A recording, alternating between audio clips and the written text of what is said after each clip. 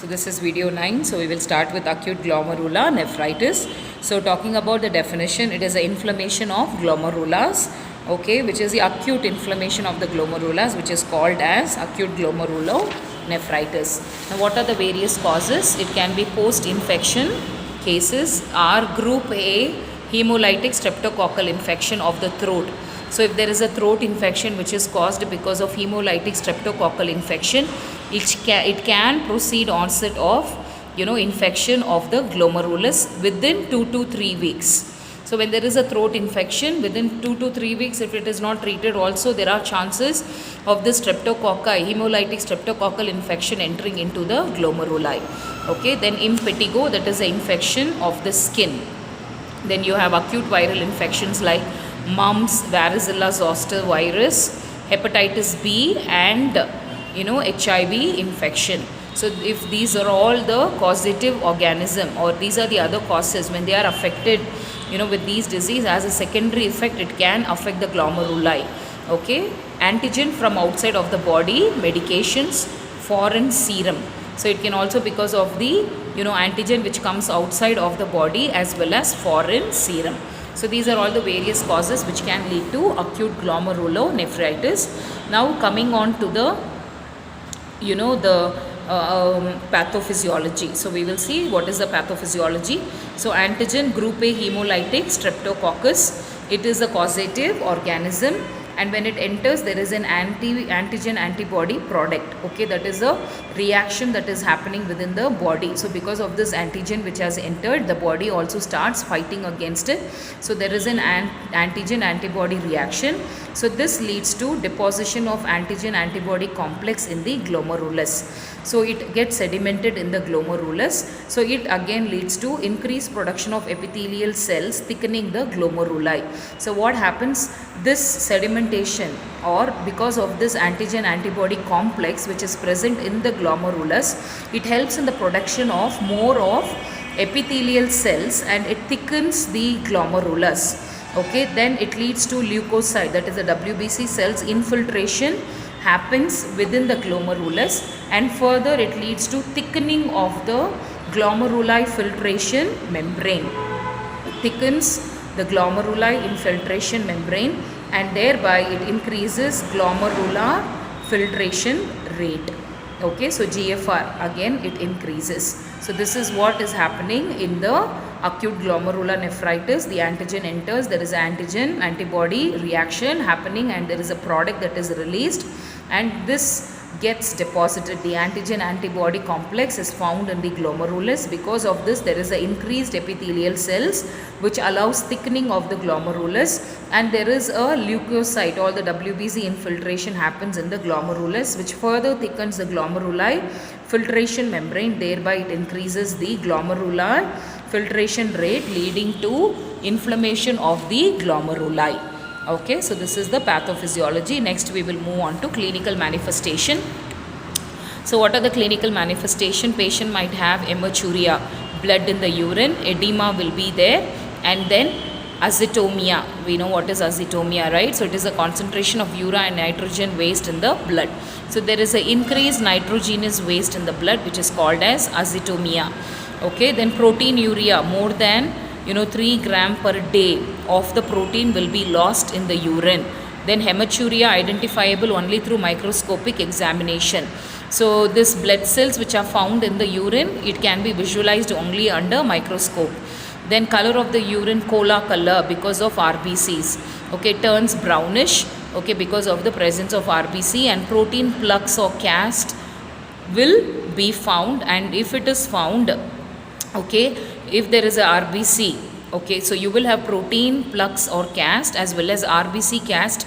This indicates that there is glomerular injury. Disease becomes severe with acute renal failure and oliguria. So this disease further leads to acute renal failure, and less amount per day the patient will be urinating less than 500 ml of urine, which is called as oliguria. Then you have edema and hypertension will be there. Hypoalbuminemia will be there. Okay, so patient will have swelling, edema, then hypertension will be there. Cholesterol level in the blood will increase, which is hyperlipidemia. Then because of the more protein loss which we have seen, which will be less than, not greater than, sorry, less than 3 gram per day, so again that leads to hypoalbuminemia. So there is decreased protein or albumin in the blood. Okay, then we see that there is increased blood urea nitrogen, that is what we have seen, azotemia. Okay, increased creatinine will be there, anemia will be there in the patient because of the RBC loss, and then hematuria. Then severe form of disease like headache, flank pain, cardiomyopathy. Typical symptoms include, malaise, generalized body pain will be there, circulatory overload will be there with dyspnea, somnolence will be there, they will be feeling lazy, tiredness, okay, pulmonary edema will be there, confusion will be there, and seizures will be there in the patient. So these are all the various clinical manifestations. So you can also see that there is a diagram, right? Antigen antibody complex from recipient streptococcal infection. Then headache will be there, increase in the diagram they have given, increased BP, facial, periorbital edema, lethargy, laziness, low grade fever will be there. Then weight gain will be there in the patient, that is the edema. Then you can see proteinuria, hematuria, oliguria, dysuria, painful urination will be there in the patient. So what exactly is happening? They have given with the pathophysiology, they have given you the clinical symptom in the diagram. So you see that there is antigen antibody complex in the glomeruli causing inflammation, decreased glomerular, okay, filtration, and there is a, here in the diagram they have put decrease, so please change here, it is not increase, it is decreased. Okay, so decrease in glomerular filtration rate will be there. Okay, so normal we have seen that 70 ml, right, per hour, the normal glomerular filtration rate, so it will be decreased. Okay, so what are the various diagnostic tests that can be done for the patient? As usual, history collection, physical examination, then electron microscopy where we can visualize the enlarged and edematous kidney. Then we can see immunofluorescent analysis to identify the nature of lesion. If there is any glomerular injury can be identified through the immunofluorescent analysis. Then kidney biopsy for definite diagnosis. Okay, so what are the complications? We will go on to the complications. So when we see the complication, hypertensive encephalopathy, it is a medical emergency, reduced blood pressure without impairing the renal function. So because of the hypertension, it can affect the brain. So where it is an emergency case where we have to treat the patient's blood pressure without affecting the renal function. Then heart failure, patient might have pulmonary edema, and then end stage renal disease, okay, ESRD. Then recent shaped cells are accumulated. Okay, so recent shaped, what happens, abnormal shaped cells, they get accumulated in Bowman's capsule, and it disrupts the differing membrane. Okay, so that we have seen antigen antibody products. Okay, so that will be disfiguring the cells, and it gets get accumulated in the Bowman's capsule. Then treatment, when we say plasma exchange, so we can, because of the antigen of foreign plasma, right, so we can do the plasma exchange, and then we can give high dose of corticosteroids and cytotoxic agents. Then we can refer the patient for dialysis.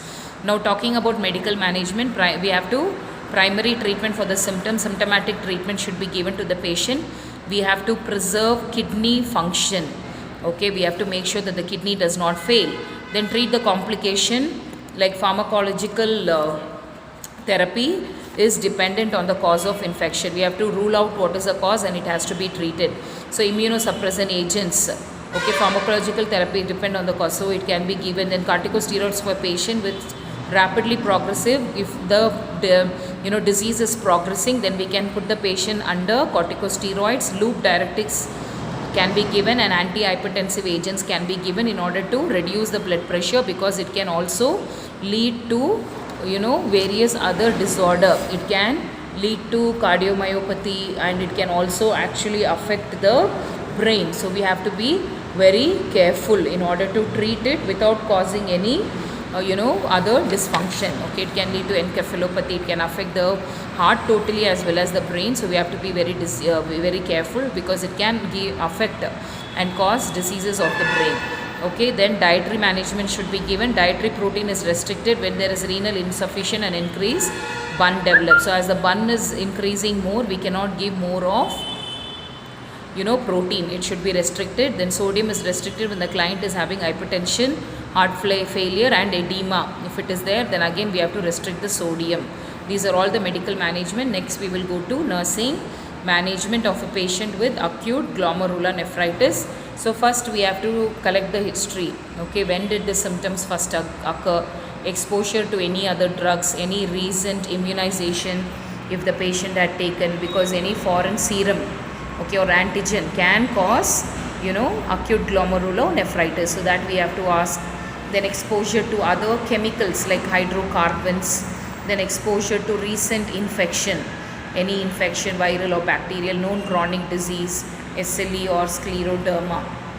Okay, so if the patient had any kind of chronic disease, and then we have to assess for edema in the patient, maintain intake and output chart, see how much of the intake the patient is taking, how much of the urine output is there. You have to take weight of the patient daily, because it can increase with oliguria, okay, so which can diminish renal function, and the fluid retention can happen, so that has to be taken care. And then we have to evaluate renal function tests like blood urea nitrogen, urine analysis, serum electrolytes, creatinine, erythrocyte sedimentation rate, then ASO titer. Okay, this ASO titer is positive. It also shows that the patient will be having arthritis. Okay, that is anti-streptolysin titer has to be done. Then review test results of MRI, ultrasound, computed tomography, okay, renal biopsy. So all the diagnostic evaluation are also included here, which the nurse should make sure that everything has been taken and all the reports has been submitted to the physician. So whenever you take all this blood sample or test, immediately you have to show to the doctor who is treating the patient. Then restrict fluid intake to equal urinary output and insensible loss. Don't give more fluid, okay, so that will be advised again by the dietitian. So you have to maintain the right amount of the fluid. Provide a no added salt diet. Don't add any extra salt. Make sure that you give restricted salt, because increased sodium will lead to fluid retention. Then we have to restrict potassium only if the patient is oliguric. If the patient has a complaints of oliguria, then potassium has to be restricted. Potassium is retained if the patient is oliguria. Okay, so we can restrict if the patient is oliguric, and then oliguria is less than 500 ml per day. If the patient is urinating, you have to give potassium restriction food. Okay, that point is repeated. And then hyperkalemia can cause high cardiac dysarrhythmias. If it increases in the blood, we know that it leads to dysarrhythmia. Then restrict potassium only if the patient is same point is repeated. Then restrict protein if even bun urea nitrogen is elevated, then protein should be decreased, indicating increase in otherwise what happens, it will again increase the bun, okay, that is in the blood. Then administer antihypertensive such as this is furosemide lax, it's a diuretic, okay. Then bumetanide, okay, or ethacrynic acid. So all this are given to reduce the blood pressure. Keep the patient for possible renal replacement therapy such as hemodialysis. So if required, the patient has to be put under hemodialysis. So we have to keep everything ready. So these are all the various nursing management for acute glomerular nephritis. Next we will go to health education. So we have to assess for knowledge of disease process and current status. What is the status of the patient? Okay, we have to assess their knowledge, then provide information about the course of disease and all treatments and procedure. We have to give them information about the various procedures. As I told you, anytime we can put the patient under hemodialysis. We can also teach them about peritoneal dialysis. So it is their choice, whichever they want they can do it. Then explain home care measure if they are going to discharge, how to maintain BP, they can have an instrument, you can teach them electronic blood pressure to assess, then intake and output chart has to be maintained, then explain the need for follow-up care. So even at the home care, they have to make sure that once in a while they come to the hospital and they visit the doctor. Then continuing care, follow-up care should be there. Then you have to monitor the blood pressure, urine analysis for protein as well as bun, serum creatinine should be done. If bun is increased, then protein restriction should be done. Okay, then review the dosage, desired action, adverse effects of medication, and precaution to be taken to prevent self-examination. Okay, so they have to do self-examination and they have to find out any complication immediately. They have to report, teach them about the medication side effects, when all to take, not to skip, the medication, and the importance of the medication. So with this we are finishing acute glomerular nephritis.